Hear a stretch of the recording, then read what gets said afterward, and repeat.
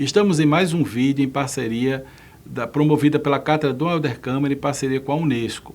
Neste vídeo, sobre os 70 anos da Declaração Universal dos Direitos Humanos, temos a presença da professora Aida Monteiro, pesquisadora em direitos humanos, educadora e, antes de tudo, uma referência na luta por direitos humanos no âmbito da educação.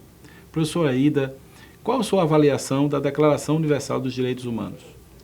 Bem, eu penso que a Declaração Universal ela é um grande marco civilizatório quando, pós uma guerra, a Organização dos Estados Unidos convoca os estados para que exatamente se possa ter um pacto internacional em defesa dos direitos humanos e, ao mesmo tempo, também para o nunca mais.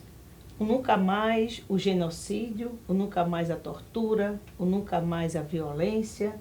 E, com isso, essa declaração ela foi e é uma grande referência para o conjunto das normas, das legislações, dos acordos e do avanço na civilização entre as pessoas, entre os povos, de tal maneira que, se nós formos verificar, historicamente falando, nos 70 anos que ela está completando, agora dia 10 de dezembro, nós verificamos que muitos documentos que antes nós não tínhamos, que são documentos que nos dão uma segurança de sujeito de direito, embora que muitos deles ainda não estejam concretizados, mas é este marco que nos ajuda a avançar na dignidade do ser humano.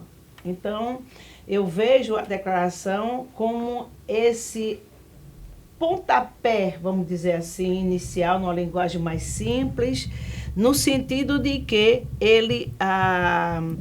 este acordo nos ajuda, né, a pensar um outro mundo em que nós possamos ter o mínimo, né, de, vamos dizer assim, o mínimo de civilização, de civilidade entre as pessoas e entre os povos.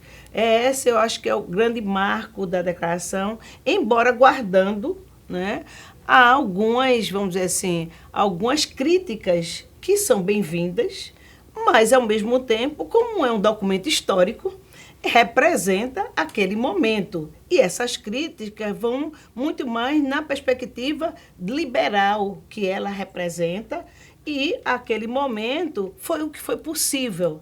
E na área da educação, principalmente, eu penso que tem um marco grande que é trazer o direito à educação.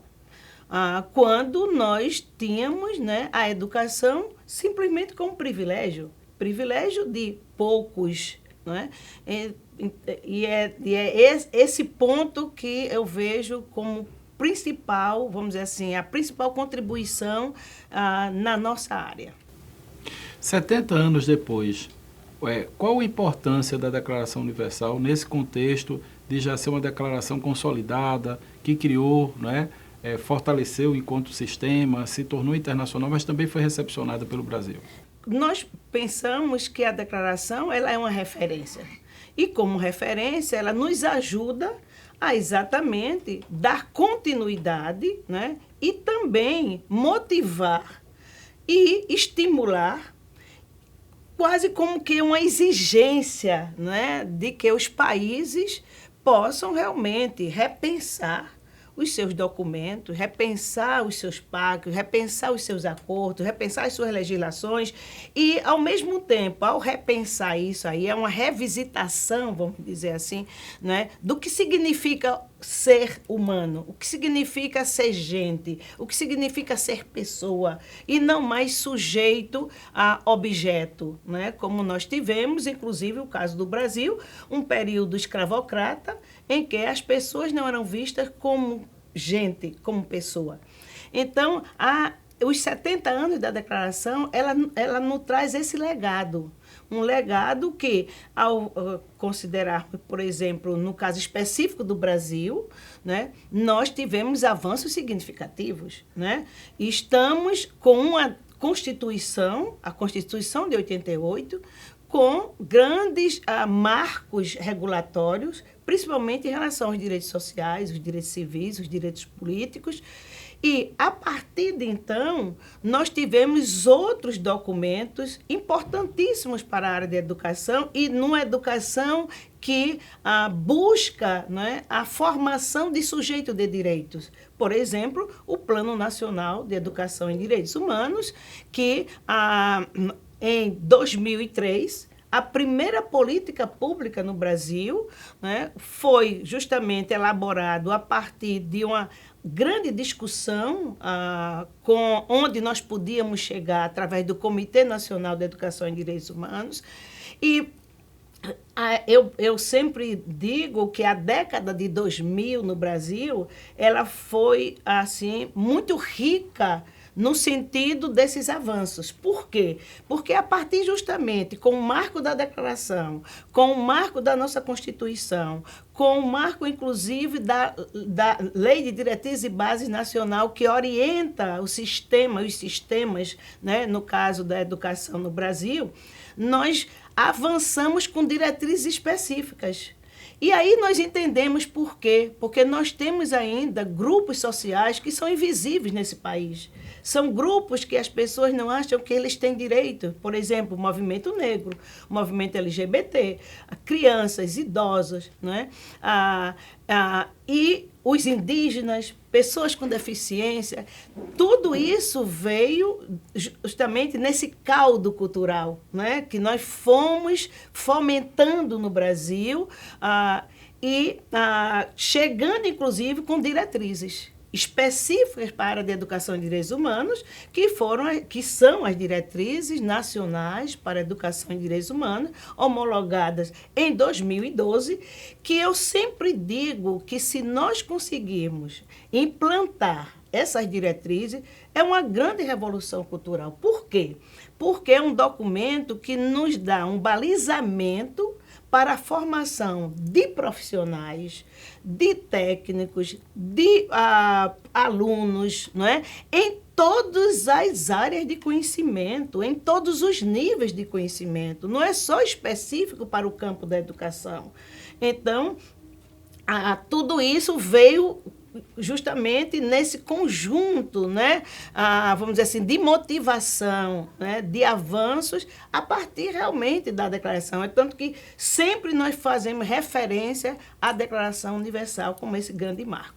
E qual o futuro da Declaração Universal de Direitos Humanos? Eu sempre sou muito otimista, né? Mesmo sabendo que nós estamos no Brasil, América Latina e o mundo vivendo momentos muito difíceis. Momentos em que o fascismo está colocado, né? Uma perspectiva, inclusive, de perseguição, uma perspectiva, inclusive, de retrocesso em direitos conquistados, que foram resultados de muitas lutas dos povos, não somente o povo brasileiro, mas, ao mesmo tempo, quem viveu ditadura não tem o direito de desistir. E por quê? Porque eu sempre acho que nós temos uma capacidade de reinventar, uma capacidade de resistir, uma capacidade de fazer com que o pouco que ainda temos de direitos, numa democracia frágil, numa democracia que tem uma cidadania fragilizada, exatamente porque nós muitas vezes sequer conhecemos nossos direitos, e aí é o papel da educação em direitos humanos, que é um papel fortíssimo, né, nesse processo de conscientização, de levar de ajudar a que as pessoas possam se sentir, né, sujeitos desses direitos. Eu sempre penso que é através dos movimentos sociais, com essa rearticulação, fazendo revisões, sim, daquilo que nós precisamos avançar, mas sem perder a perspectiva de uma utopia do possível.